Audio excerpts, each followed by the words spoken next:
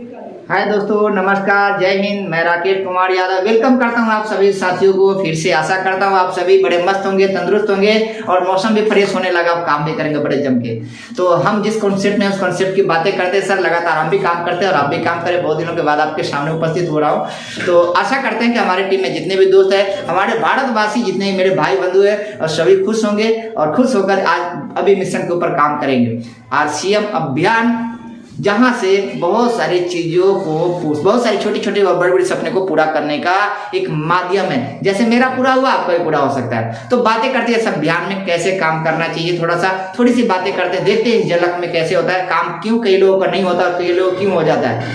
अब नए साथियों को जब हम जाते हैं, प्लानिंग करते हैं, दिखाते हैं, शुरुआती करवाते हैं, बहुत एक्साइटेड होता है, काम करने के लिए तैयार भी होता है। तो पहला काम वो क्या करते हैं, जैसे हमको भी प्लानिंग दिया होगा किसी ने, कोई मेरे अपलाइन ने, ग्रेट अपलाइन, मैं धन्यवाद करता हूं उसको, जो प्लानिंग मुझे दिया, समझाया मुझे इस कॉन्सेप्ट के बारे में। उसी तरह से हर व्यक्ति को कोई ना कोई कॉन्सेप्ट के बारे में बताते हैं, इस अभियान के बारे में बताते हैं, जहां से भारत को रोग मुक्त कराया जा सकता है, भारत को रोग मुक्त कराया जा सकता है, हेल्थी जीवन जी सकते हैं। आप भी जी सकते हैं, मैं तो जी रहा हूं। तो मैं चाहता हूं आप भी जरूर हेल्थी जीवन जीने की अपने अंदर जागरूकता लाए। तो जब शुरुआती करवाते हैं तो सबसे पहले वो किसका लिस्ट बनाते हैं, किन के ऊपर उनका नजर होता है, कैसे लोगों के साथ नजर होता है, वो थोड़ा सा ध्यान दें। जैसे हम शुरू करते हैं, इस कॉन्सेप्ट में आते हैं, इस अभियान में आते हैं, तो हमारे अपलाइन हमें बताते हैं कि साहब आप तो आए हो और हम चाहते हैं कि आपको अगर प्रोडक्ट अच्छा लग रहा है, आपको लग रहा है कि इस प्रोडक्ट से हमारे जीवन में भला हो रहा है, तो हमें क्या करना चाहिए, हमें इस प्रोडक्ट को अपने रिश्तेदार तक फॉरवर्ड करना चाहिए।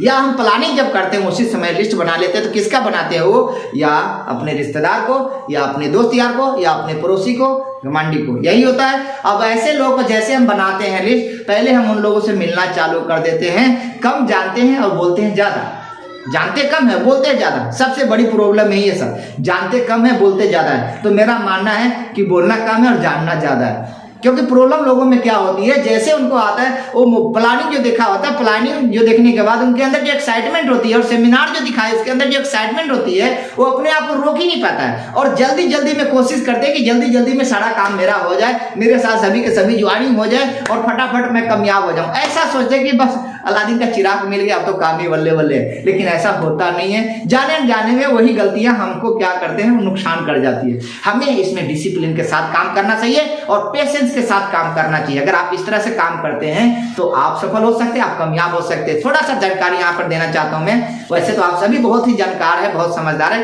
लेकिन मैं थोड़ा सा अपने अनुभवों के तौर पर यहाँ पे जानकारी देना चाहता हूँ। मेरे साथ भी ऐसा ही हुआ था, जो चीज मेरे साथ हुआ था वही मैं आपके साथ साझा करता हूँ। होता क्या है, जब अपने दोस्त या रिश्तेदार को, जब हम अपने या मित्र को, अपने भाई बहन को, या अपने मासी को, लड़का फूफर के लड़का को ऐसे लिस्ट बनाते और मिलते हैं, क्योंकि मिलना भी तो उन्हीं लोगों से, तो जैसे मिलते हैं कहते तू कहां फंस गया, ये सब बेकार की बातें है, ये सब मैं जानता हूं, ये सब मुझे पता है। अरे बहुत ऐसे लोग अभी तक मुझे मिलते कहते मैं इसको 30-35 साल से जानता हूं, जबकि इस कॉन्सेप्ट को चलते हुए अभी 24वां साल शुरुआती हुआ है। लेकिन बहुत ऐसे लोग मिलेंगे जो आपको उससे भी वो पहले को बता देंगे, मतलब जाने अनजाने में वो गलती करते हैं जो गलती उनको नहीं करना चाहिए। तो माफी चाहता हूं, ऐसे गलती ना करें। नए लोग भी बहुत ऐसे मिलते हैं, आपको ये गलतियां क्या होती है, वो रिश्तेदार क्या करते हैं, मुझे सब पता है, मैं सब जानता हूं।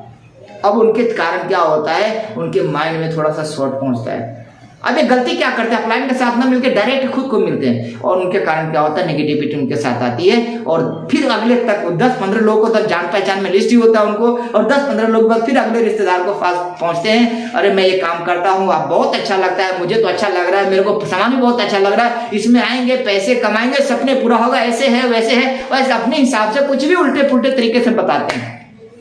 और वो सुनता है, ये बोल ही जा रहा है, वो सुन ही जा रहा है, और लास्ट में जवाब आता है तू कहां फंस गया।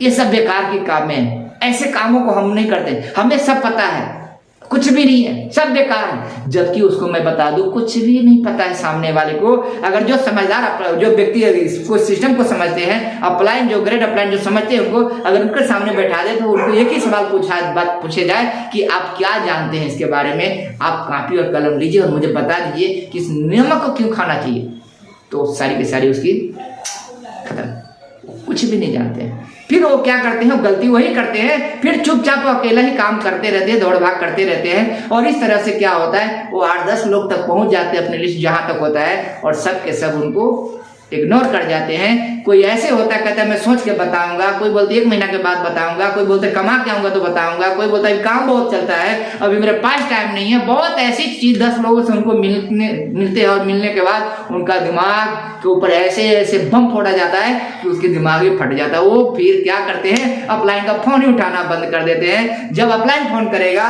तो उनका मोबाइल बिल्कुल नहीं उठाएगा। गलती से अचानक कहीं मिल गया, अरे यार मैं इतने दिन से फोन कर रहा था, फोन नहीं उठा लिया। घर पे अपलाइन चले जाते हैं, अरे फोन कर रहा था फोन नहीं उठा रहे थे, अरे सर जी साइलेंट में था, मोबाइल छोड़ के चला गया था, चार्ज में लगा हुआ था, घर में भूल गए थे। इस तरह के बहानाबाजी फिर चालू हो जाता है और वो क्या होता है, वो धीरे धीरे वो नेगेटिव होने लगते हैं। तो ऐसे दोस्तों को क्यों ऐसा होता है, मैं आपको एक कहानी के साथ बताता हूं कि ऐसा होता है, सबके साथ होता है। बिल्कुल निराश मत होना, वही आपकी परीक्षा की घड़ी है, वही आपके साथ परीक्षा चल रही है। उस परीक्षा का अगर पास कर लिए तो आगे आपको आने वाले परीक्षा जो है आसान रहेगा। इस परीक्षा पहली परीक्षा में ही लोग शहीद हो जाते हैं, तो इसके बाद जो होता है आसान होता है, क्योंकि अपलाइन के कॉन्टेक्ट में रहना जरूरी है। और आपको थोड़ा सा कहानी के साथ समझाता हूँ। एक राज्य में गधा और एक कुत्ते के साथ रेस लगा कि वहां तक उस राज्य में पहुंचने जो पहले पहुंचेगा उनको उस राजगद्दी का सत्ता मिलेगा, यानी वो सत्ता उनको मिल जाएगा, राजगद्दी उसको मिलेगा, उस राज का वो राजा बन जाएगा।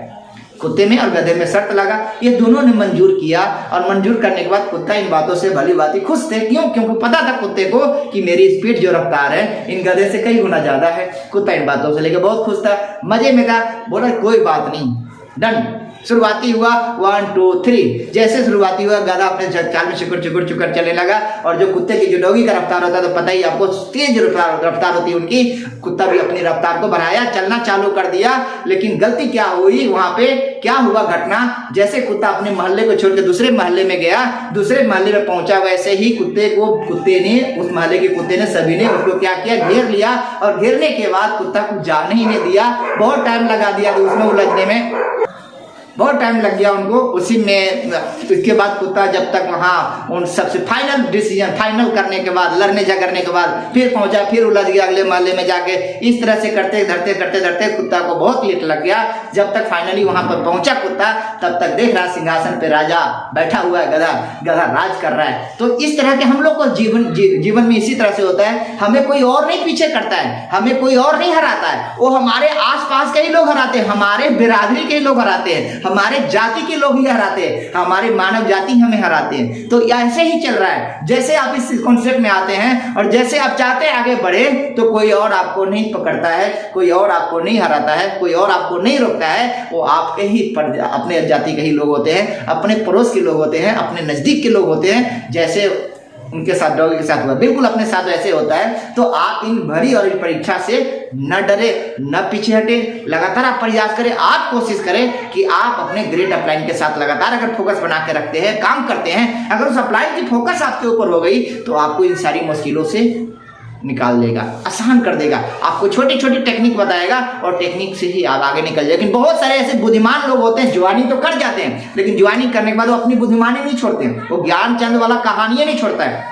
अरे मैं गया था एक बार, देख तो लिया सेमिनार को, दोबारा भी वही बातें होगा, एक बार होम मीटिंग में गया तो था, हमने देख लिया, वही बातें होगी, यही बात है। अरे भाई, एक सब्जेक्ट को पढ़ने में स्कूल में 1 साल लगता है, लगातार पढ़ाई होती है। आपने एक बार में कैसे सेमिनार में सारी चीज समझ गए? आज से 23-24 साल से सिस्टम चल रहा है, आज तक जो बड़े से बड़े लेवल पे गए वो भी आज तक अटेंड कर पा रहे हैं। तो मेरा मानना है कहीं ना कहीं बातें आपके साथ गलत हो रही, जो आप एक बार 2 बार जाकर सोचते हैं कि बस हो गया। आपको लगातार जाना चाहिए और लगातार सीखना चाहिए, क्योंकि माहौल का बिजनेस है। जो व्यक्ति माहौल में रहना सीख लिया वो व्यक्ति कामयाब हो जाएगा, फाइनली वो कामयाब हो जाएगा। और जो माहौल में रहने से बाहर आ जाते हैं वो फाइनल है, वो हार जाएगा। तो आपको कामयाबी और आपकी जीत का मकसद है, आपका कामयाबी तभी प्राप्त आप कर पाएंगे, लगातार माहौल में रहना चालू कर दे और अपने एक्टिव अपलाइन की बातों को फॉलो करना चालू कर दे। बहुत बहुत धन्यवाद, नमस्कार, फिर मिलते हैं अगली वीडियो में। आशा करता हूं कि आपको ये वीडियो अच्छा लगा होगा, आप देख भी रहे हैं, और अगर आपको अच्छा लग रहा है तो जरूर इसको लाइक करें, सब्सक्राइब करें और ऐसे व्यक्ति इसके पास भेजें जिनके साथ इस तरह का कंडीशन और समस्या है, ताकि उनको समस्या को हल करने में आसान हो जाए। बहुत बहुत धन्यवाद, उम्मीद करता हूँ आप सभी को जरूर अच्छा लगा होगा। थैंक यू, फिर मिलते हैं अगली वीडियो में।